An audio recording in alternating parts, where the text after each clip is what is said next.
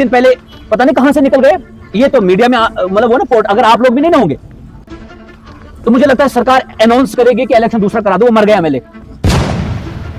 फोनों के लिए उनसे बात नहीं हुई? मैंने कॉल करी एक बार और इसीलिए की, मैंने सोचा इस वक्त मुझे लोग परेशान है, इस वक्त मैंने राजनीति नहीं देखनी है, मैं आपको सबूत दिखाऊंगा। मैंने फोन कॉल किए, उसने नहीं उठाया, पता ही नहीं, मतलब एमएलए गायब होना। आप खुद सोचिए, घर में आफत आ गई, घर का मालिक ही गायब है, एलओपी है। आप सिर्फ पार्डर के एलओपी नहीं है, आप कश्मीर के भी एलओपी हैं, आप चनाबेली के भी एलओपी हैं, आप पुंछ रजौरी के भी हैं, आप लेकिन मड़वा नहीं पहुंचे, आप मरगी नहीं पहुंचे। मैंने एक गिला शिकवा किया, उनके कुछ लोगों ने उन तक बात पहुंचाई। जब उन्होंने प्रेस कॉन्फ्रेंस दी, मैं देख रहा था कि अब मड़वा वार्ड 1 के लिए ये क्या बोलेंगे। उन्होंने जब ये कहा कि हम वार्ड 1 के लिए बात किए सेंटर से कि उनके लिए स्पेशल पैकेज लेकर आए, मैं चाहूंगा कि सर आप वहां पर आए, शर्मा साहब आप खुद मरगी आए और उसकी अनाउंसमेंट करें। मैं चाहता हूं कि आप खुद मरगी के लोगों के बीच में आए। आज हमने पॉलिटिक्स नहीं, कांग्रेस पार्टी से हूं, आप बीजेपी से हैं, आप कहें तो मैं आपका स्वागत मालाओं से करूंगा, कोई वो नहीं है। वहां हमें पॉलिटिक्स नहीं करनी है। पॉलिटिक्स में देखते हो, इनके वर्कर्स को देखते हो, चिनाब वैली के शेर से इनको पुकारा जाता है, आया आया शेर आया, चिनाब वैली का शेर जो चिनाब वैली का है वो अभी तक मरगी नहीं पहुंचा। और इस शेर ने वहां से बहुत वोट लिए, पेटियां भर के वोट लिए वहां से, होम मिनिस्टर हमारे वोट से बने। उसके बाद शेर कहां गायब है? वो शेर कल मुझे ईद मिलादुन नबी के मौके पर नजर आया। मुझे लग रहा था कि वो दुबई कहीं है, मुझे लग रहा था कहीं वो श्रीनगर के शहरों में है, लेकिन वो यहीं पर है। नेशनल कॉन्फ्रेंस की वर्कर्स या लीडर्स की मैंने अपने लोगों के बीच में रहा। चसोटी में जब वाकया पेश आया, कोई अगर नहीं पहुंचा होता, ठीक है चलो भाई, सबकी अपनी अपनी सोच है, सब अपनी अपनी आइडियोलॉजी है, लेकिन एक रिस्पॉन्सिबिलिटी है। सुनील शर्मा साहब वहां पर 12 दिन खड़े रहे, लोगों के बीच में रहे, और किस तरह से उन्होंने हर एक को वहां पर अटेंड किया। आप गायब है, जाकर देख लीजिए छात्र मुगल मैदान। और फिर यही एक एमएलए पूरे जम्मू कश्मीर में, वाहिद एक एमएलए जो कहता है मैं जम्मू में होता हूं, मैं उसके बयान देता हूं। शेख जफरुल्लाह जो है होटलों में देता है। आपने देखा मरगी में कोई होटल था मेरे लिए जहां पर मैं गया था, जब चसोती का वाकया पेश आया उधर कोई मेरे लिए होटल था। और आपके मैंने वो जो परसों वीडियो आपकी जो चलाई, उस आपने उनसे पूछा कि शेख जफरुल्लाह कहता है कि कोई तरक्की नहीं, ग्राउंड पर कोई डेवलपमेंट नहीं है, तो उसने जवाब क्या दिया कि मैं ग्राउंड लेवल से दे रहा हूं। इसके पास सरकार की गाड़ी, इसके पास सरकार का तेल, इसके पास सरकार का प्रोटोकॉल, इसके पास 1.5 लाख तनख्वाह, इसके पास 4 करोड़ सीढ़ियां। कहां गए? मोहाली ग्राउंड में खेल रहा है वो क्या? बताइए मुझे, क्रिकेटर तो नहीं बन गए कहीं? आप मुझे बताइए। नमस्कार, आप देख रहे हैं मीडिया 70। बीते कुछ दिनों से अगर जम्मू कश्मीर की बात करें या पूरे नॉर्थ की बात करें, उसमें हिमाचल प्रदेश, उत्तराखंड की बात करें, तो लगातार भारी बारिश के कारण जो है क्लाउड बर्स्ट देखने को मिले और कई घर जो है वो तबाह देखने को मिले। बीते कुछ दिनों पहले अगर चशोती की बात करें, जो सबसे बड़ा क्लाउड बर्स्ट डिस्ट्रिक्ट किश्तवाड़ की अगर मैं खासतौर पे बात करूं, तो जिसमें तकरीबन 15 घर जो है वो तबाह व बर्बाद हुए और 61 के करीब जो है वो लोगों की जान गई और 31 लोग अभी भी मिसिंग है और कई लोग इसमें इंजर्ड हुए। उसके कुछ दिनों के बाद मड़वा के मरगी में, वार्ड 1 के मरगी में जो है क्लाउड बर्स्ट देखने को मिला। हालांकि उस खबर को, उस क्लाउड बर्स्ट को उतना पब्लिकली नहीं आ पाई, बिकॉज दूर दराज इलाका है, खबरें जो है वहाँ से बहुत कम आती हैं। और इस वक्त हमारे साथ शेख जफरुल्लाह साहब है जो डीडीसी मड़वा है। सर बहुत बहुत शुक्रिया आपका समय देने के लिए। आप लगातार आप मरगी भी गए, आपने ग्राउंड जीरो का दौरा भी किया। मैं मरगी इलाके की अभी आपसे जानकारी लेने की कोशिश करूंगा, क्योंकि हमने अभी तक मरगी इलाके पे जो है वो उस तरीके की कवरेज नहीं की जिस तरीके की होनी चाहिए थी, बिकॉज फारफ्लंग एरिया है, वहाँ जाना जो है वो काफ़ी कठिन है। और आप ग्राउंड जीरो पे पहुँचे, एडमिनिस्ट्रेशन भी वहाँ ग्राउंड जीरो पे पहुँची। क्या कुछ हाल उस इलाके का है? क्योंकि फ़ोटो जिस हिसाब से देख रहे हैं तो लगभग 200 से ज़्यादा घर जो है वो तबाह व बर्बाद हुए और भी बाकी गाँव भी जो है वो उसकी चपेट में आए। तो ग्राउंड जीरो की हम आपसे जानकारी लेने की कोशिश। देखिए, ग्राउंड जीरो के हालात जो हैं वो बहुत ही कशीदा हैं, बहुत बड़ा वाकया था ये। और जैसे कि आपने पहले कहा कि मीडिया कवरेज उस तरह की नहीं मिली। ग्राउंड ज़ीरो से जो ग्राउंड लेवल से जो रिपोर्ट्स इनिशियली आई वो बिल्कुल गलत साबित हुई। और उस वक्त मुझे भी यही लग रहा था कि जो रिपोर्ट्स आ रही हैं वही फैक्ट होंगी। लेकिन जब मैं वहाँ पर पहुँचा, लोग तो मुझे टेलीफोनिकली बता रहे थे कि बहुत ज़्यादा नुकसान हुआ, बट मैं भी विश्वास नहीं कर रहा था। लेकिन जब मैं वहाँ पर पहुँचा, जब मैंने देखा पूरा का पूरा गांव जो है उस सैलाब की चपेट में आकर तबाह और बर्बाद हो गया। सैकड़ों कनाल ज़मीन तबाह, फसलें तबाह, और घरों में कुछ रहा ही नहीं। तो वहाँ के हालात कुछ और, वहाँ की ज़मीनी हक़ाइक़ कुछ और बता रहे थे। तो जब उसके बाद फिर डीसी साहब भी आए और उन्होंने भी घर घर जाने की कोशिश की और सिचुएशन का जायज़ा लेने की कोशिश की, ग्राउंड लेवल असेसमेंट जो नुकसान है उसका ग्राउंड लेवल असेसमेंट किया उन्होंने। तो डीसी साहब से भी आपने खुद सुना होगा कि किस तरह उन्होंने कहा कि जो हम किश्तवाड़ में बैठकर सोच रहे थे वो यहाँ कुछ, यहाँ तो कुछ और ही है। तो ओवरऑल 350 से ज़्यादा मकानात जो है तबाह व बर्बाद हो गए हैं और उस गांव में करीब 450-500 मकानात जो है बनाए गए थे। वो सबसे बड़ा गांव था, सबसे बड़ा गांव इस वक्त भी है वो वार्ड 1 इलाके का। तो मैं तो सोच रहा था कि अभी तक सभी लोग वहाँ आने चाहिए थे, चाहे लीडरशिप हो हमारे डिस्ट्रिक्ट किश्तवाड़ की, स्टेट लीडरशिप हो, उमर अब्दुल्ला साहब को आना चाहिए था, क्योंकि इस तरह का जानी नुकसान नहीं हुआ लेकिन माल का बहुत ज़्यादा नुकसान हुआ। और जाने भी वहाँ इंसानों की जाने तो नहीं गई लेकिन 250 से ज़्यादा गायें जो हैं उनकी भी जान गई और दूध देने वाली गायें वो मारी गई वहाँ पर। उसके बाद मकाना तबाह व बर्बाद हो गए। क्यों उस इलाके को जो है वो नज़रअंदाज किया? हालांकि क्लाउड बर्स्ट बहुत बड़ा था, जिस तरीके से आप भी कह रहे हैं। मेरी उसी दिन डीसी किश्तवाड़ पंकज सर से बात हुई थी, उनका तब कहना था कि 40 घर जो है वो इसकी चपेट में है, लेकिन जब वो भी ऑन ग्राउंड गए तो आप भी कह रहे हैं कि 350 से ज़्यादा घर वो तबाह हो गए। बिल्कुल। क्या वजह रही कि ये चीज़ें जो है वो पब्लिकली उस तरीके की नहीं आ पाई? और लीडर्स जो है, मैं कंसर्न एमएलए की बात करूं, वहाँ के जो प्यारेलाल शर्मा जी हैं, आपने एक वीडियो भी जो है वो अपने सोशल मीडिया हैंडल से उनकी डाली, जिसमें मैं उनसे जब इंटरव्यू कर रहा था पुराना, तो वो आपने वीडियो भी जो है वो सर्कुलेट की। कुछ लोग वहाँ से फ़ोन कर रहे हैं कि हमारा एमएलए जो है वो मिसिंग है। सर, अगर कंसर्न एमएलए ही, उस इलाके के कंसर्न एमएलए ही वहाँ से गायब रहे तो बाकी लीडरशिप या बाकी एडमिनिस्ट्रेशन से हम क्या उम्मीद रख सकते हैं? और मैं तो समझता हूँ कि इस तरह की जो आपदा किसी कॉन्स्टिट्यूंसी में आती है और अगर वहाँ का एमएलए इस तरह की सिचुएशन में भी गायब है, कोई नया कानून लेकर आना चाहिए था कि उसके बाद उसकी सदस्यता जो है वो रद्द होनी चाहिए। हम मिसिंग एमएलए है, हमें नहीं पता वो कहाँ पर है, उसके वेयर अबाउट्स का नहीं पता, हमें क्या कर रहा है, वो कहाँ पर है। और मतलब इतना 350 से ज़ायद मकानात तबाह बर्बाद हो गए। मैं भी इलेक्शन लड़ा हूँ, अगर मुझे छात्रों से कम वोट पड़े, अगर खुदा न खास्ता कल ये वाक़या वहाँ पेश आएगा, क्या ज़फरुल्लाह को वहाँ नहीं जाना चाहिए? या वोट बैंक को देखना चाहिए कि कहाँ से मुझे वोट मिला? छोड़िए मरगी, वार्ड 1 और मड़वा, सैकड़ों कनाल जमीन तबाह हो गई मड़वा में भी, वहां पर भी नहीं पहुंचा। एक टावर की रिबन कटिंग के लिए ये पहुंच जाते हैं और वो भी पुराना बनाया हुआ टावर जो मैंने अपने दौर में बनवाया, उसकी रिबन कटिंग के लिए जब आप आ सकते हैं, आप इतनी बड़ी आपदा में उन लोगों के बीच में नहीं जा सकते हैं। छोड़िए वहां का, जहां से आप एक्चुअल में एमएलए बने, जहां से आपने 13,000 वोट लिया, छात्रों मुगल मैदान। आपने देखा होगा कि ध्रुबील में एक अशोक कुमार साहब, उनका मकान तबाह बर्बाद हो गया, कोई पूछने वाला नहीं। यहाँ थल क्वाट का जो रोड है 11 दिन से बंद पड़ा हुआ है, कोई ठेकेदार के ऊपर कार्रवाई नहीं हो पा रही है, उसकी कोई मशीनरी डिप्लॉय नहीं होती है, कोई कार्रवाई नहीं। कैशवान में 2 घर जो है तबाह हो गए, मुगल मैदान में टीआरसी बिल्कुल खत्म हो गई, छात्रों में कई दिनों तक नेशनल हाईवे बंद रही। उस ठेकेदार को क्यों नहीं पूछा जाता कि तेरी मशीनरी कहाँ पर है? कोई पुरसाने हाल नहीं। बौंजवा जाकर देख लीजिए, अभी भी रास्ता बंद पड़ा हुआ है, वहां पर भी कई सारे मकानात जो हैं पतनाजी में तबाह बर्बाद हो गए। पुलिस के पास वो जाकर रिपोर्ट करते हैं, लेकिन एमएलए का होना इस वक्त लोगों के बीच में कितना लाजमी है। हर कॉन्स्टिट्यूंसी का एमएलए अपने लोगों के बीच में रहा। चसोती में जब वाकया पेश आया, कोई अगर नहीं पहुंचा होता, ठीक है चलो भाई, सबकी अपनी अपनी सोच है, सब अब क्या अपनी अपनी आइडियोलॉजी है, लेकिन एक रिस्पॉन्सिबिलिटी है। सुनील शर्मा साहब वहां पर 12 दिन खड़े रहे, लोगों के बीच में रहे और किस तरह से उन्होंने हर एक को वहां पर अटेंड किया। मैं भी जब चसूती गया तारिक अहमद करा साहब के पास साथ, उनको भी उन्होंने अटेंड किया। क्या इस वक्त जब डीसी किश्तवाड़ मरगी पहुंचा, जब वहां एडमिनिस्ट्रेशन, उस वक्त वहां पर तहसीलदार भी नहीं था, जब यह आपदा आई, चौथे दिन के बाद तहसीलदार वहां पहुंचता है, ये किसकी जिम्मेदारी बनती है कि उसको सजा दी जाए?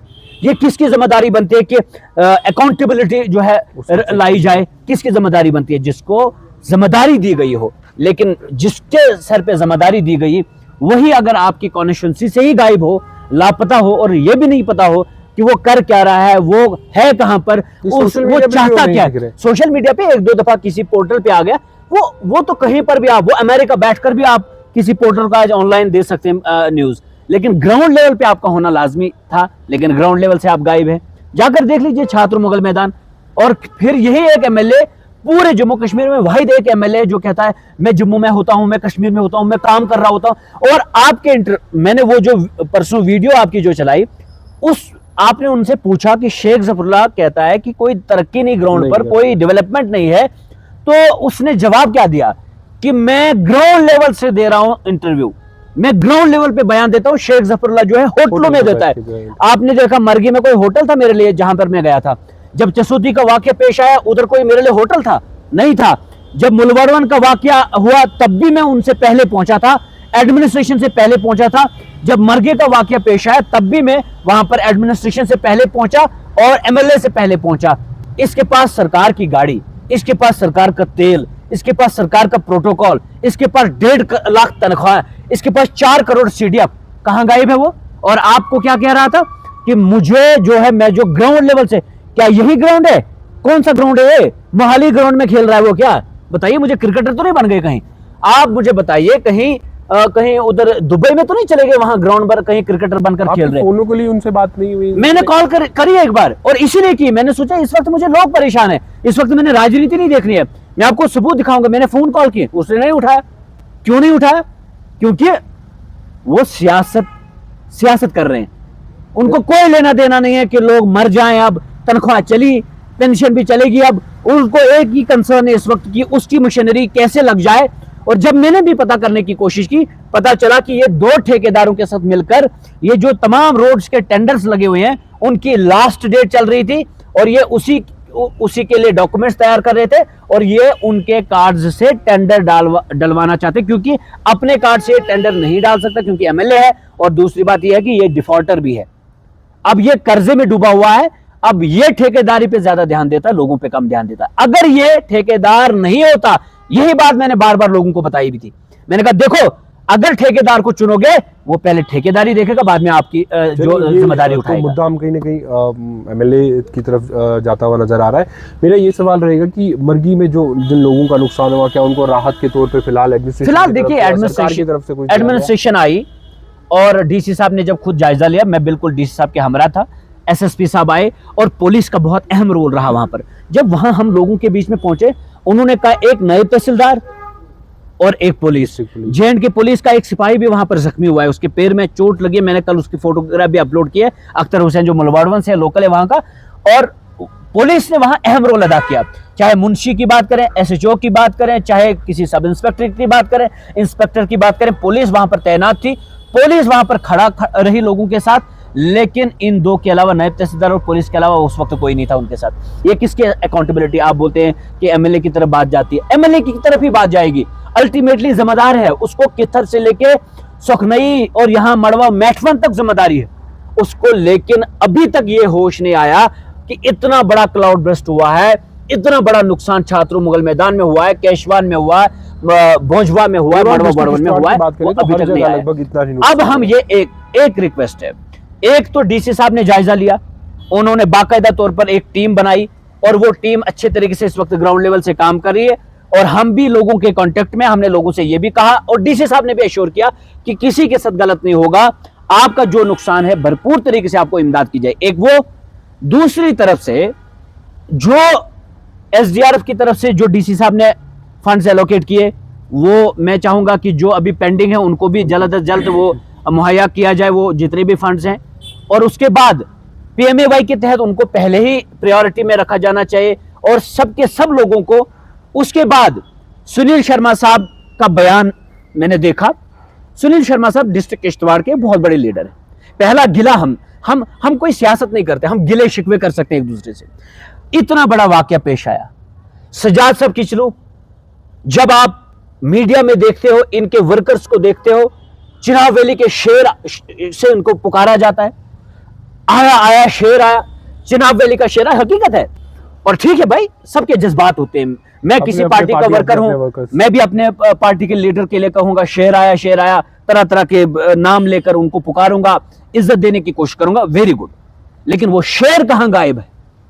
वो शेर कल मुझे ईद मिलादुन नबी के मौके पर नजर आया, मुझे लग रहा था कि वो दुबई कहीं है, मुझे लग रहा था कहीं वो श्रीनगर के शहरों में है, लेकिन वो यहीं पर है। काटना चाहूंगा नेशनल कॉन्फ्रेंस की वर्कर्स या लीडर्स की मैं खास तौर पे बात करूं, ओवरऑल डिस्ट्रिक्ट किश्तवाड़ की लीडरशिप की जिम्मेदारी। मैं डिस्ट्रिक्ट किश्तवाड़ में इंदरवाल से इलेक्शन लड़ा। मैं जब चसोती के बारे में मैंने सुना, मैं उस वक्त मड़वा में था, बारिशें चल रही थी, रास्ता खराब था, मैंने नहीं देखा, रास्ता तब भी ब्लॉक्ड था, मैं सिंथल और मरगन क्रॉस फर्ज करके वो होता है। मैं सिंथल और मरगन क्रॉस करके यहां पहुंचा और यहां से फिर मैं कहां चला गया, जसोती। क्यों? मैंने वोट को नहीं देखा, मैंने ये देखा कि इंसानियत, अगर 150 से ज्यादा लोग मर गए, ये वो लोग नहीं मरे, ये इंसानियत मरी। अगर हम नहीं पहुंचे होते तो ये इंसानियत सच में मर जाती, इंसानों की जानें वहां पर गई। हम चले गए, हमने ये तो नहीं देखा कि मैंने इलेक्शन वहां से न लड़ना है और न मैंने लड़ा वहां से, मुझे क्या चट्टी पड़ी, ये तो नहीं ना सोचा मैंने कहा नहीं, ये इंसानियत, ये चट्टी हम सब के ऊपर है, हम सबकी जिम्मेदारी है। अब मगर शेर जो चिनाब वैली का है वो अभी तक मरगी नहीं पहुंचा, और इस शेर ने वहां से बहुत वोट लिए, पेटियां भर के वोट लिए वहां से। होम मिनिस्टर हमारे वोट से बने। उसके बाद सुनील शर्मा साहब जब ये एमएलए बने, मुझे याद आता है कि इनसे जब कहा जाता था कि आपको मड़वा वार्ड 1 से वोट नहीं मिलेगा, मड़वा से 1200 वोट मिले और वार्ड 1 से 700 वोट मिले। इनको भी लोगों ने, इनके सर पर जो ताज आज है, आज अगर ये कभी अमित शाह साहब से मिलने जाते हैं, कभी मोदी साहब से मिलने जाते हैं, लेकिन सीढ़ी किसने दी? उन्हीं लोगों ने दी। और उन्हीं लोगों की सीढ़ी से ये जाते जाते जाते जाते आज न सिर्फ यहां पर डिस्ट्रिक्ट किश्तवाड़ का मजबूत लीडर है, बल्कि जम्मू कश्मीर का एक मजबूत लीडर है। इवन कि यह तक कहा जाता है कि यह चीफ मिनिस्टर से भी ताकतवर है, लेकिन अभी तक नहीं पहुंचे। गिले हैं हमारे इनसे, सजाद साहब से, शर्मा साहब से। अब शर्मा साहब का फिर कुछ दिन के बाद बयान आया, जब मैंने भी सोशल मीडिया पे शोर किया, वीडियोस डाली, बहुत हल्ला गुल्ला किया, और मुझे लगता है कि उनकी टीम काफी एक्टिव है, बात पहुंचा दी हमारी, बहुत अच्छा काम किया। और करना भी चाहिए इस तरह से, जब आपकी पार्टी लीडरशिप के बारे में कोई कुछ बोले, हाँ तमीज के दायरे में रहकर, बिलो द बेल्ट हम नहीं जाएंगे, हम उल्टा फुल्टा नहीं बोलेंगे, हम डेमोक्रेटिकली बोलेंगे और तहजीब के साथ बोलेंगे। हम अपने हक के हिसाब से बोले, और हम एक ही मुल्क के रहने वाले हैं, एक ही आईन के तहत आगे मुल्क को ले जाना चाहते हैं। मैंने सुनील शर्मा साहब से गिला किया, मैंने कहा आप एलओपी हैं, आप सिर्फ पार्डर के एलओपी नहीं है, आप कश्मीर के भी एलओपी हैं, आप चिनाब वैली के भी एलओपी हैं, आप पुंछ रजौरी के भी हैं, आप लेकिन मड़वा नहीं पहुंचे, आप मरगी नहीं पहुंचे। मैंने एक गिला शिकवा किया, उनके कुछ लोगों ने उन तक बात पहुंचाई। जब उन्होंने प्रेस कॉन्फ्रेंस दी, मैं देख रहा था कि अब मड़वा वार्ड 1 के लिए ये क्या बोलेंगे। उन्होंने जब ये कहा कि हम वार्ड 1 के लिए बात की है सेंटर से कि उनके लिए स्पेशल पैकेज लेकर आए, मैं चाहूंगा कि सर आप वहां पर आए, शर्मा साहब आप खुद मरगी आए और उसकी अनाउंसमेंट करें। मैं चाहता हूं कि आप खुद मरगी के लोगों के बीच में आए। आज हमने पॉलिटिक्स नहीं करनी है, आज हमने उन लोगों के बीच में उनका सहारा बनकर खड़ा होना है उनके साथ। आप अगर आए, मैं कांग्रेस पार्टी से हूं, आप बीजेपी से हैं, आप कहें तो मैं आपका स्वागत मालाओं से करूंगा, कोई वो नहीं है। वहां हमें पॉलिटिक्स नहीं करनी है, पॉलिटिक्स से हटकर हमने एक ही चीज है कि लोगों की मदद करनी है। इसलिए शर्मा साहब आप आए, आप उनकी मदद करें और हम आपका स्वागत करेंगे। ये गिले शिकवे, एक और पीडीपी के लीडर है, वो 5 साल के बाद यहां आते हैं हंगामा करने के लिए, हल्ला गुल्ला करने के लिए, शोर मचाने के लिए। उन्हें मुसलमान याद आता है, उन्हें पर्दा याद आता है, उन्हें इस्लाम याद आता है, लेकिन 5 साल तक उनको कुछ नहीं याद आएगा। 5 साल वो बिजनेस करेंगे, दुकानदारी करेंगे, ठेकेदारी करेंगे, उसके अलावा कुछ नजर नहीं आता है। और 5 साल जैसे ही गुजरेंगे वो चले जाएंगे, अरे हमारे साथ ये हो रहा है, अरे हमारे साथ ये हो रहा है, अरे हमारे साथ 350 मकान जो है बिल्कुल क्लाउड बस्ट की वजह से खत्म हो गए। कहां हैं आप? सबसे ज्यादा वोट जब वो इलेक्शन में उठे, सबसे ज्यादा वोट मड़वा और वार्ड 1 से आए थे। जब हम लोग गिर जाते हैं ना, जब हम लोग नीचे गिर जाते हैं, टांगे टूट जाती हैं हमारी, ये लोग सहारा देने के लिए नहीं आते। यही गिले शिकवे हमें, वरना हमें क्या गिले शिकवे? हमने कोई जमीन का झगड़ा तो नहीं इनके साथ निपटाना है ना। तो उनसे भी मेरी ये रिक्वेस्ट है कि आप थोड़ा सा निकलिए उन बिलों से जहां पर आप छुपे हुए हैं, और इंसानियत का काम करें। आप भी कुछ तो इंसानियत के लिए करें, आए कोई इमदाद देकर। आपने तो बहुत पैसा कमाया, सीडी भी आपने, उससे भी आपने पैसा निकालकर खूब कमाया, थोड़ी बहुत इमदाद करेंगे आप तो अच्छी बात होगी। तो यही हम एमएलए साहब हैं, पता ही नहीं है, मतलब एमएलए गायब होना, आप खुद सोचिए, घर में आफत आ गई, घर का मालिक ही गायब हो, बच्चों के ऊपर मुसीबत आन पड़ी, बाप ही गायब हो, ये कितनी बड़ी बात है। और उसी तरह एक कॉन्स्टिट्यूंसी में इतनी बड़ी आफत आए, न वो छात्रों में नजर आए, न मुगल मैदान में, न मड़वा में, न मरगी में, न कहीं और किसी जगह पर। आज मैं उनसे कहना चाहूंगा, वो कह रहे थे कुछ दिन पहले, पता नहीं कहां से निकल गए, ये तो मीडिया में मतलब वो ना पोर्ट, अगर आप लोग भी नहीं ना होंगे तो मुझे लगता है सरकार अनाउंस करेगी कि इलेक्शन दूसरा करा दो, वो मर गया एमएलए। तो थोड़ा बहुत कहीं कहीं हमें फिर आपके पोर्टल से पता चलता नहीं जिंदा है, सांसें चल रही हैं उनकी, अपनी सांसें तो चल रही हैं, अवाम का नहीं पता। तो उनकी सांसों का हमें पता करना था। तो कल एक इंटरव्यू आया जम्मू में, एक पोर्टल है लोकल वहां का, तो उस पर उसका इंटरव्यू आया, बोलने लगा मैं 2 करोड़ दूंगा सीडीएफ का। मैं कह रहा हूं कि 48 लाख कब दिए आपने, वो जो मुलवर्वन के लिए आपने अनाउंसमेंट की थी, वो 5 लाख की भी, वो 5 लाख मदरसे के कब दोगे? अनाउंसमेंट पे अनाउंसमेंट, अनाउंसमेंट पे अनाउंसमेंट, अनाउंसमेंट पे अनाउंसमेंट।